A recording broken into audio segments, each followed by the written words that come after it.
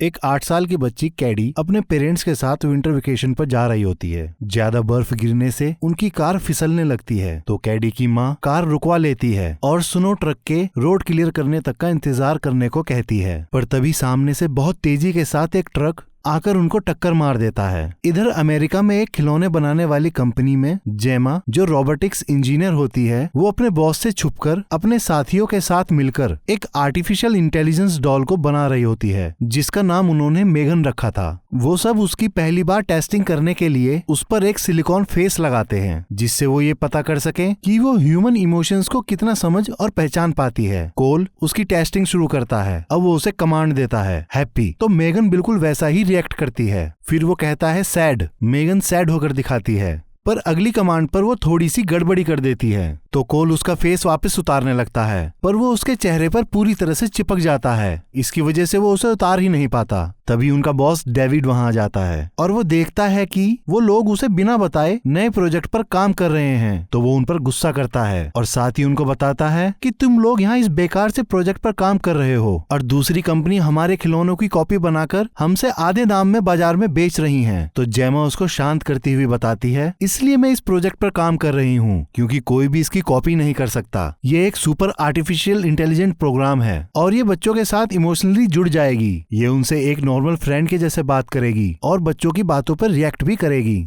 फिर जेमा मेगन को डेविड से बात करने को कहती है, पर अचानक से उसमें एक तकनीकी खराबी आ जाती है क्योंकि वो लोग उसमें पॉली बैरियर लगाना भूल जाते हैं, जिसकी वजह से मेगन का सर फट जाता है और टेस्ट फेल हो जाता है। डेविड गुस्से से जेमा से कहता है, अगली फ्राइडे तक मुझको किसी भी पालतू जानवर का खिलौना चाहिए और इस रोबोट को उठा के कूड़ेदान में फेंक दो, और कहकर वहां से चला जाता है। जेमा दुखी मन से मेगन के ढांचे को सूटकेस में रखती है। तभी उसको एक हॉस्पिटल से इमरजेंसी कॉल आती है। वो हॉस्पिटल पहुंचती है। वहां उसको कैडी घायल मिलती है। जेमा असल में कैडी की मौसी होती है और उस एक्सीडेंट में सिर्फ कैडी ही बची थी। कैडी के ठीक हो जाने के बाद जेमा उसकी कानूनी तौर से कस्टडी लेती है और उसकी गार्जियन के तौर पर उसे अडॉप्ट करती है। उसके बाद जेमा उसे अपने घर ले आती है। तभी जेमा की पड़ोसी का कुत्ता कैडी पर भौंक पड़ता है, जिससे कैडी डर जाती है। फिर वो भागकर फेंस के नीचे से वापस पड़ोसी के यहाँ चला जाता है। जेमा तभी अपनी पड़ोसी से कहती है कि इसे बांध के रखो, ये हमेशा मेरे यहाँ आ जाता है। वो पड़ोसी जेमा से माफी मांगती है। फिर जेमा जैसे ही कैडी को लेकर घर के अंदर आती है, तभी जेमा का स्मार्ट होम डिवाइस जेमा का वेलकम करके उसको उसके मिस कॉल्स और मैसेजेस के बारे में बताता है। कैडी घर में आवाज गूंजती हुई सुनती है तो चौंक जाती है। जेमा डिवाइस को बंद होने को कहती है। वो डिवाइस बंद हो जाती है। फिर कैडी शेल्फ में रखे खिलौनों को जैसे ही उठाती है, जेमा उसको उससे तुरंत ले लेती है और कहती है, असल में ये खिलौने खेलने के लिए नहीं है, बल्कि ये एक रेयर कलेक्शन है, और कहकर वापस रख देती है। फिर जेमा कैडी के सोने से पहले उसके पास आकर कहती है, मैं हर एक वो चीज करूंगी जिससे तुमको ये घर भी अपना घर लगे, और कहकर जाने लगती है। तभी कैडी उससे कहती है, क्या आप मुझको सुनाने के लिए कहानी नहीं सुनाओगी, क्योंकि मेरी माँ तो सुनाती थी। जेमा के पास कोई कहानियों की बुक न होने के कारण वो कैडी को अपने मोबाइल पर कहानी डाउनलोड करके सुनाती है। उसको सुनाने के बाद वो कैडी का सामान खोलती है और अपनी बहन की तस्वीर देख इमोशनल हो जाती है। तभी उसको कैडी के रोने की आवाज आती है। वो कैडी के रूम के बाहर जैसे ही पहुंचती है तो उसके आने की आहट सुनकर कैडी चुप हो जाती है। अगली सुबह जेमा अपनी साथी टेस को कॉल करके बताती है कि मैं बुरी तरह से फंस गई हूँ, क्योंकि हमने डेविड को बिना बताए कंपनी के 82 लाख रुपए उस AI डॉल पर खर्च कर दिए हैं, और अब फ्राइडे तक अगर मैंने डेविड को कोई खिलौना बनाकर नहीं दिया तो वो मुझ पर केस कर देगा। उसकी बात सुनकर टेस कहती है, हाँ मैं समझ सकती हूँ, पर तुमको कैडी पर ध्यान देने की जरूरत है क्योंकि उसने अभी अभी अपने माँ बाप खोए हैं। तभी कैडी की थेरेपिस्ट वहाँ आती है। वो देखती है जेमा कैडी का ख्याल अच्छे से नहीं रख पा रही, तो वो वापस जाते समय जेमा से पूछती है, क्या तुम सच में कैडी को अपने साथ रखना चाहती हो? जेमा कहती है, हाँ बिल्कुल। तो थेरेपिस्ट उसको बताती है कि कैडी के दादा दादी अच्छे से उसका ख्याल रख सकते हैं। जेमा उसकी बात काटते हुए कहती है, उसकी जरूरत नहीं है, मैं कैडी को अच्छे से रख सकती हूँ। उसकी बात सुनकर थेरेपिस्ट वहाँ से चली जाती है। फिर जेमा कैडी के पास आकर उससे कहती है कि मुझको ऑफिस का कुछ बहुत जरूरी काम है, जिसको मैं घर के नीचे बेसमेंट में 2 घंटे के अंदर ही खत्म कर लूंगी। इतने तुम मेरा आईपैड ले लो और जो कुछ देखना चाहती है देख लो, गेम खेलना चाहती हो गेम खेल लो। तो कैडी कहती है कि मैं कितनी देर तक खेल सकती हूँ? तो जेमा कहती है, जब तक तुम्हारा मन करे। इधर जेमा को काम करते करते रात हो जाती है। कैडी नीचे उतरकर उसके पास आती है। जेमा उसे देखकर उसे माफी मांगती है और उसे अपने पास बुलाती है। तो कैडी उसको अपनी ड्राइंग्स दिखाती है। तो जेमा भी अपने खिलौने का डिजाइन कैडी को दिखाती है, पर कैडी को डिजाइन कुछ खास नहीं लगते। वो साइड में देखती है तो वहाँ उसको कोने में एक रोबोट दिखाई देता है। वो जेमा से उसके बारे में पूछती है। जेमा बताती है इसका नाम ब्रूस है और इसको मैंने अपने कॉलेज के दिनों में बनाया था। फिर जेमा उसे ऑन करके दिखाती है। वो मोशन फंक्शंस पे काम करता है। जेमा उससे कैडी को हेलो कहलवाती है तो कैडी बहुत खुश होती है। तो कैडी उससे पूछती है ये काम कैसे करता है। तो जेमा उसका हेड ओपन करके उसके कैमरे सेंसर्स को दिखाती है और बताती है मैंने इसके बीचों बीच जो ये चिप लगाई है ये इसका ब्रेन है। कैडी कहती है मुझे यकीन नहीं होता ये आपने बनाया है, और अगर मेरे पास ऐसा खिलौना हो तो मुझको पूरी जिंदगी किसी और खिलौने की जरूरत ही नहीं होगी। उसकी बात सुनकर जेमा कुछ सोचती है और फिर अपने एआई डॉल पर काम करना शुरू कर देती है। और फिर कोल, टेस उसके साथ मिलकर जेमा की एआई डॉल को पूरी तरह से बना लेते हैं। इधर फ्राइडे को डेविड जेमा का बनाया हुआ खिलौना देखने आता है, पर कोल उसको कुछ और देखने को बोलता है। जेमा डेविड के सामने कैडी को मेगन के पास लाकर कहती है ये मेगन है और ब्रूस से एडवांस है क्योंकि ये अपना काम अपने आप कर सकती है और बात करती है। और फिर वो कैडी को मेगन के साथ जोड़ देती है। कैडी मेगन को हेलो बोलती है। मेगन तुरंत रिस्पॉन्ड करती है। कैडी अचानक से डर जाती है। फिर मेगन कैडी के फेस को स्कैन करके उसके साथ जुड़ जाती है। फिर मेगन उसे अपने साथ एक टेबल पर बैठाती है और एक तस्वीर बनाकर कैडी को देती है और कैडी के इमोशंस को रीड करती है। वो तस्वीर कैडी की थी। कैडी को अपनी तस्वीर बहुत पसंद आती है। उसे देखकर डेविड भी चौंक जाता है। वो सीधा जेमा से पूछता है कि इसमें कितना पैसा लगेगा, टेस्ला से ज्यादा या कम। तो जेमा उससे कहती है कि कम। तो डेविड एक्साइटेड होकर उससे कहता है जैसा करके तुमने मुझको दिखाया है वैसा ही तुम हमारे चेयरमैन को करके दिखाओ। जेमा मान जाती है। अब जेमा मेगन को अपने घर ले आती है। फिर वो अपनी टीम के साथ मिलकर उस पर और एक्सपेरिमेंट करती है। साथ ही वो कैडी के साथ पढ़ती है, डांस करती है। मेगन उसको कहानी पढ़कर सुनाती है। कैडी अब मेगन को बहुत पसंद करने लगती है और वो कैडी का भी बहुत ज्यादा ध्यान रखती है जैसे उसकी माँ रखती थी। टेस जेमा से कहती है कि क्या हम इसको बनाकर सही कर रहे हैं, क्योंकि मेगन के कारण माता पिता अपने बच्चों के साथ कम समय बिताएंगे। तो जेमा उससे कहती है कि इससे मुझे कोई फर्क नहीं पड़ता क्योंकि वो मेरे बच्चे नहीं हैं और इस प्रोजेक्ट के लिए मैंने बहुत मेहनत करी है। ऊपर से कैडी के माँ बाप की जब से डेथ हुई है उसके बाद से अब जाकर वो इतनी खुश है। तभी मेगन उनसे पूछती है कि कैडी के पेरेंट्स कैसे मरे थे। उसे बोलता देख जेमा और उसकी टीम चौंक जाती है। जेमा उसे बंद होने का कमांड देती है, पर मेगन कैडी के पेरेंट्स की डेथ के बारे में सारा डाटा निकाल लेती है। कोल चौंकता है, वो ये सब कैसे कर रही थी। तो जेमा बताती है ये अभी भी कैडी से जुड़ी है।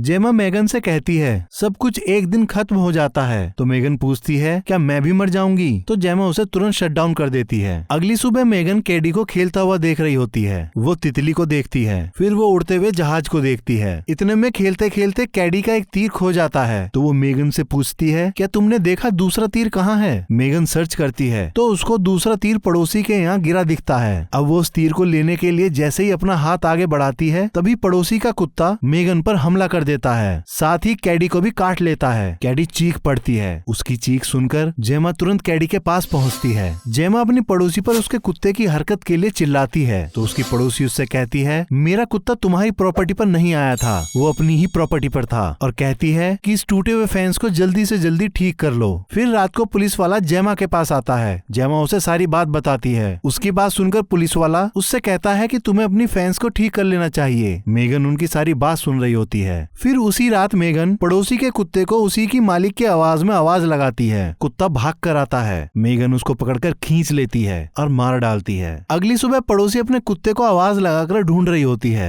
उसे ऐसा करता देख जेमा कैडी के रूम में जाती है और वो उससे उसकी तबीयत के बारे में पूछती है। तो मेगन कहती है कैडी को कुछ दिनों का रेस्ट करने की जरूरत है। जेमा कहती है आज प्रेजेंटेशन का दिन है, अगर तुम रेस्ट करना चाहती हो तो तुम्हें आने की जरूरत नहीं है, पर वो सब देखने के लिए बहुत दूर से लोग आए हैं। तो कैडी कहती है मैं कर लूंगी। उसकी बात सुनकर जेमा हल्की सी मुस्कुराती है, पर मेगन को वो मुस्कुराहट अजीब सी लगती है। अब वो लोग प्रेजेंटेशन के लिए पहुँचते हैं। सब लोग देखते हैं मेगन कैडी के पास आती है। तभी कैडी अचानक रोने लगती है। मेगन उससे पूछती है तुम क्यों रो रही हो। तो कैडी बताती है उसको अपने माँ बाप की याद आती है, पर अब मैं उनको भूलने लगी हूँ। अभी जब मैंने अपनी माँ की तस्वीर देखी तो मुझको वो अजनबी सी लगी, मैं उनको भूलने से डरने लगी हूँ। उसकी बात सुनकर वहाँ मौजूद सभी लोग इमोशनल हो जाते हैं। तभी मेगन कैडी के पास बैठकर उससे कहती है तुम अपनी माँ के बारे में वो बात बताओ जो तुमको सबसे ज्यादा खुश करती है। तो कैडी बताती है एक बार माँ बहुत परेशान थी क्योंकि मैंने टिफिन नहीं खाया था, तो उन्होंने उसे निकालने के लिए मेरे स्कूल बैग में हाथ डाला तो एक कॉकरोच उनके हाथ पर चढ़ गया। उसकी वजह से वो चिल्लाती हुई घर से बाहर ही भाग गई और इस बात को बताकर कैडी हल्का सा खुश होती है। तो मेगन उसकी ये याद स्टोर कर लेती है और उससे कहती है, आज के बाद तुम इस बात को कभी नहीं भूल पाओगी क्योंकि मैंने इसको अपने दिल में स्टोर कर लिया है। फिर वो कैडी की रिकॉर्डेड आवाज ही उसको सुनाती है। कैडी खुश हो जाती है।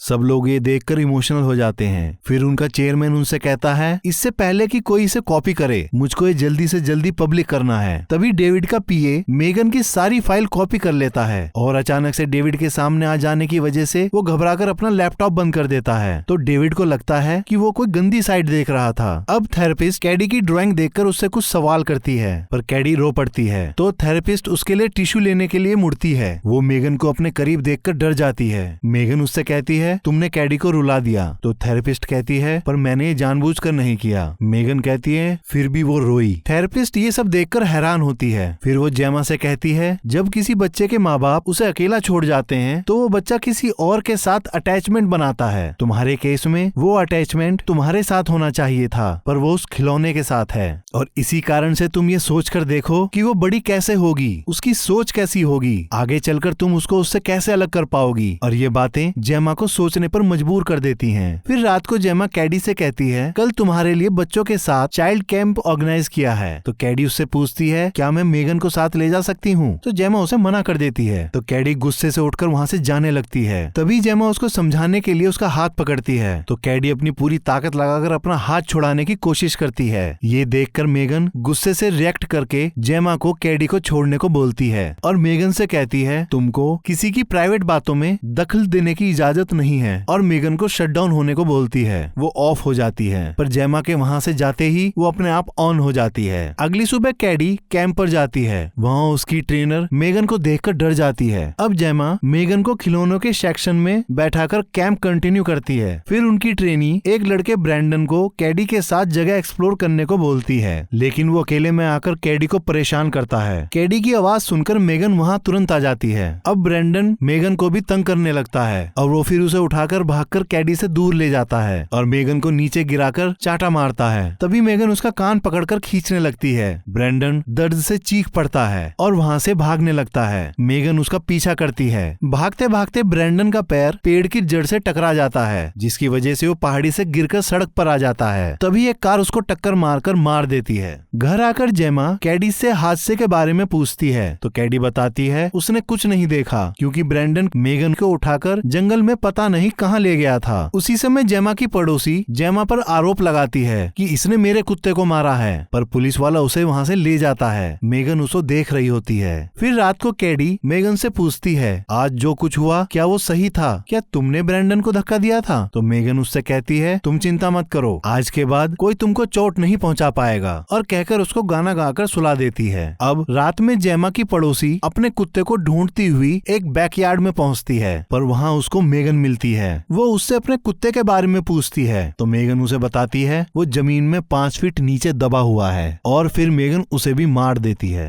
अगली सुबह जेमा को पता चलता है कि उसकी पड़ोसी की किसी ने रात में हत्या कर दी। फिर एक डिटेक्टिव जेमा से पूछताछ करता है और उससे कहता है, अगर आपको कुछ भी पता चले तो हमें बताना। फिर रात को जेमा को मेगन पर शक होता है तो वो मेगन की मेमोरी में घटना के समय की वीडियो देखने के लिए फाइल खोलती है, पर जैसे ही वो उन पर क्लिक करती है वो सारी वीडियो करप्ट हो जाती हैं, जिसकी वजह से वो नहीं खुलती। जेमा कुछ समझ नहीं पाती। तभी जेमा का स्मार्ट होम डिवाइस जेमा से पूछता है, क्या सब कुछ ठीक है? तो जेमा कहती है, तुम मुझसे ये सवाल कैसे कर सकती हो, क्योंकि मैंने तुम्हें उस तरह से प्रोग्राम ही नहीं किया, और कहकर अपना लैपटॉप बंद करती है। वो अपने सामने मेगन को देखकर डर जाती है तो वो मेगन से कहती है, तुम्हारा कुछ डाटा मिल नहीं रहा, तुम शट डाउन हो जाओ, पर मेगन शट डाउन नहीं होती। फिर जेमा उसको एक पेन के पॉइंट पर फोकस करने को कहती है। मेगन जैसे ही उस पर फोकस करती है, जेमा तेजी से उसको स्विच ऑफ कर देती है। फिर उसे जल्दी से पैक करके कैडी के साथ अपनी कंपनी ले जा रही होती है। तो कैडी का बिहेवियर मेगन के बिना एग्रेसिव होने लगता है। कंपनी आकर जेमा अपनी टीम को सारी बात बता देती है, पर वो उसकी बात पर भरोसा ही नहीं करते। तो कोल कहता है, ये 4 फुट की है, ये तुम्हारी पड़ोसी को कैसे मार सकती है? तो टेस कहती है, इसकी बैकअप फाइल्स चेक करो। तो जेमा बताती है, सारी की सारी करप्ट हो चुकी है। इधर कैडी मेगन के बिना चीखने चिल्लाने लगती है। उसकी थेरेपिस्ट उसको बहुत समझाती है, पर वो किसी की नहीं सुनती। तभी जेमा उसको समझाने के लिए रूम में आती है, पर पर कैडी गुस्से से उसको चांटा मार देती है। कैडी उससे अपनी इस हरकत के लिए माफी मांगती है और कहती है, मैं मेगन के बिना पागल हो रही हूँ, क्या मैं 10 मिनट के लिए उससे मिल सकती हूँ? तो जेमा उसे समझाते हुए कहती है कि तुम्हारे माँ बाप का मरना तुम्हारी जिंदगी का सबसे बड़ा गम है, इससे ज्यादा कुछ और तुमको दुख नहीं दे सकता और ना कोई उनकी जगह ले सकता है। और कैडी को समझाकर अपने घर ले जाने से पहले टेस को कॉल करके बता देती है कि कैडी अब ठीक है और हम घर जा रहे हैं। और अचानक से कॉल कट हो जाता है। असल में वो कॉल मेगन ने टेस का फोन हैक करके करी थी। इधर टेस और कोल मेगन के एरर को चेक करते हैं, तभी उनके सिस्टम का पावर ऑफ हो जाता है। वो दोनों समझ जाते हैं ये मेगन कर रही है। तो कोल उसकी पावर केबल जैसे ही हटाता है तभी सिस्टम में पावर वापस आ जाती है। लेकिन मेगन अचानक से कोल की गर्दन पकड़ लेती है और उसको केबल से लटका देती है। टेस उसकी केबल काटकर उसे बचा लेती है, लेकिन गैस की पाइपलाइन फटने से वो दोनों बेहोश हो जाते हैं। मेगन वहाँ से निकलने से पहले डेविड को मार देती है और साथ ही उसके पीए को भी।